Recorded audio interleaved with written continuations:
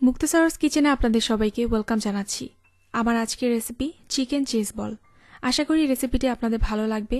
ভালো লাগলে like, comment, share করবেন আর আমার চ্যানেলটি প্লিজ সাবস্ক্রাইব করবেন। চিকেন চিজ বল বানানোর জন্য প্রথমে কিমা করে নিব। একটা ব্লেন্ডারে আমি মুরগির হাড় ছাড়া মাংস নিয়েছি 500 গ্রাম। অবশ্যই মাংস ভালোভাবে ধুয়ে পানি ঝরিয়ে নিতে হবে। পানি থাকলে কিন্তু কিমা ভালো হবে না আর পাতলা হয়ে যাবে। খুব ভালো করে ব্লেন্ড করে নিব। হয়ে গেছে।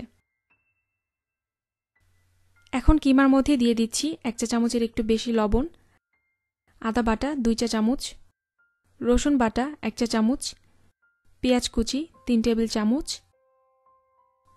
চিলি ফ্লেক্স 1 চা চামচ, গরম মশলার গুঁড়ো 1 চা চামচ, গোলমরিচের গুঁড়ো আধা চা চামচ, 3 থেকে 4টি কাঁচামরিচ, ধনেপাতা কুচি 3 টেবিল চামচ,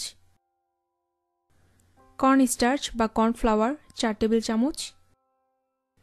এবার সবকিছু ভালোভাবে মিশিয়ে নিব। মিশানো হয়ে গেছে।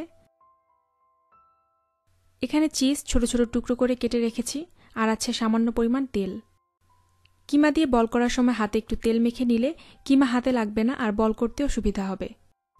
প্রথমে আমি হাতে একটু তেল মেখে কিমা নিয়ে এভাবে একটা চিজ ভিতরে দিয়ে বন্ধ করে বল করে নিচ্ছি।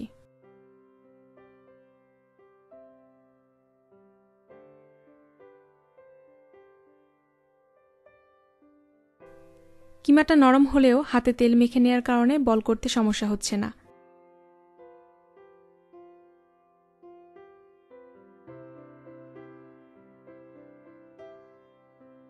আমি 18টা বল তৈরি করে নিয়েছি। এখানে আছে 1 কাপ ব্রেড ক্রাম্বস। আমার চ্যানেলে কিভাবে ব্রেড ক্রাম্বস তৈরি করা যায় এটা রেসিপি আছে, প্রয়োজন হলে দেখে নিতে পারেন। এর লিংক আমি ডেসক্রিপশন বক্সে দিয়ে দিব। আর আছে একটা ডিম। একটা বল নিয়ে প্রথমে ব্রেড ক্রাম্বসে গড়িয়ে নিব।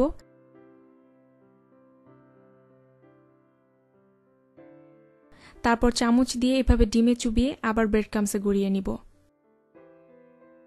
আবার একটু হাত দিয়ে চেপে চেপে গোল করে নিচ্ছি। আপনারা চাইলে ডিপ ফ্রিজে সংরক্ষণ করতে পারেন। পরিমাণ মতো চিকেন বল সংরক্ষণ করার জন্য একটা প্লেটে রেখেছি। এটা প্লেট সহই 30 মিনিটের জন্য ডিপ ফ্রিজে রাখব।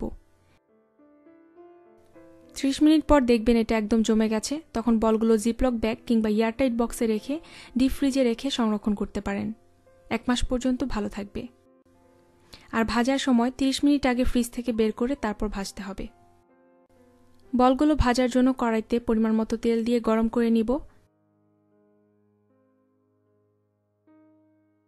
তেল গরম করে নিয়েছি। খেয়াল রাখতে হবে তেল যেন বেশি গরম না হয়, কারণ তেল বেশি গরম হলে বলগুলো দেওয়ার পর পুড়ে যেতে পারে। উপরে ভাজা হবে কিন্তু ভিতরে কাঁচা থেকে যাবে। এখন আমি বলগুলো ভেজে নিব।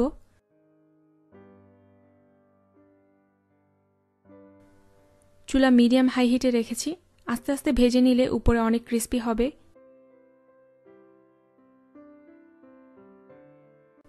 কিছুক্ষণ পর চামচ দিয়ে বলগুলো এভাবে ঘুরিয়ে ঘুরিয়ে ভেজে নিচ্ছি, তাহলে সব সাইডে সমানভাবে ভাজা হবে। কিছু কিছু বলের ভিতর থেকে চিজ বের হয়ে এসেছে, তার মানে ভিতরে সিদ্ধ হয়ে গেছে।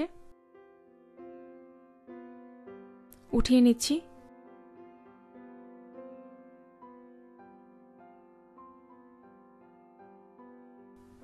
একটা ভেঙে দেখাচ্ছি।